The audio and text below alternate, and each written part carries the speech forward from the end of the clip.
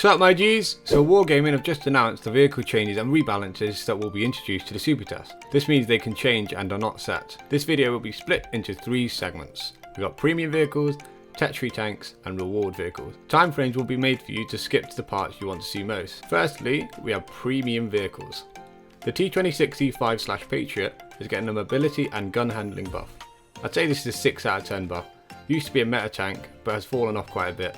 The AMX M4 MLE49 is getting a slight mobility buff as well as slightly better gun handling and more view range.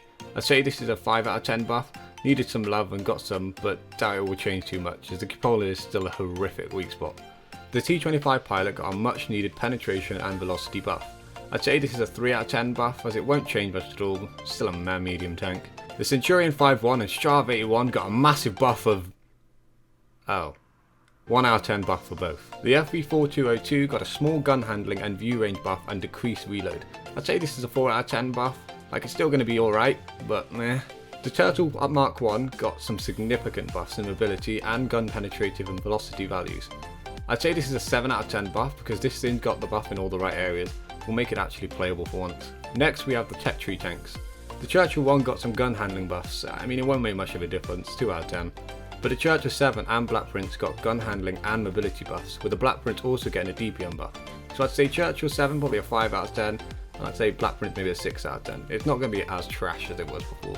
The AMX AC MLE46 got a frontal armor buff and better gun handling. It's still a 4 out of 10 buff, because the tumors on the tank still exist. By God, look at the side of those tips. The AMX 65 ton, the most broken tier 8 in the game, is getting a buff. They're increased in the frontal armor, slight mobility and view range as well as the gun statistics. I'd say 6-7 out of 10. However, the VK4502A is getting one of the most impressive buffs, with the gun handling and statistics getting buffed as well as HP and armor being increased. A very well done buff, 9 out of 10. The T69 is getting crucial buffs to all gun statistics, which will make it pretty much more playable. It's a 69 out of 10.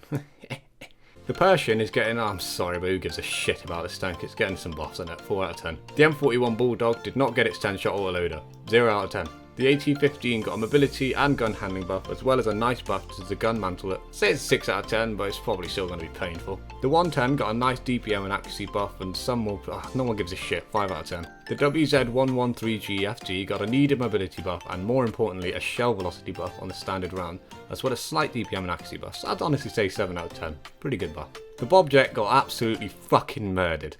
This is just my opinion, but I feel minus 10 km to top speed and losing specific power will affect this tank and make it just some boring basic tank. HP and less armor on rangefinder I do agree being nerfed however, but I'd say a 0 out of 10 for mobility nerf and 6 out of 10 for durability nerf. The ST2 got a nice turret buff and more DPM. The 1 second decrease on reload between shells is actually pretty nice. I'd say a 6 out of 10. The VZ55 got its nerf. I'd say it did deserve it. Doing 1k in 2 seconds of the first shell is a bit busted, so making it 2.5 I think is right. The reload increase is also agreeable. The aim time maybe a bit too much, but we shall see. 7 out of 10 nerf, but it did need it. Now onto the part you've been waiting for or just skip to, the reward vehicles. I never expected Wargaming to actually do this, and I hope this community can actually support them when they do, because it does balance the game a lot more. The CHIEFTAIN was nerfed in mobility and DPM and premium shell pen. This is good, not too much and not too little. This thing was way too fast and killed things way too quickly. It will still be strong, but not that busted. The 279 Ebola had similar nerfs to the CHIEFTAIN, except it just got a HP reduction as well.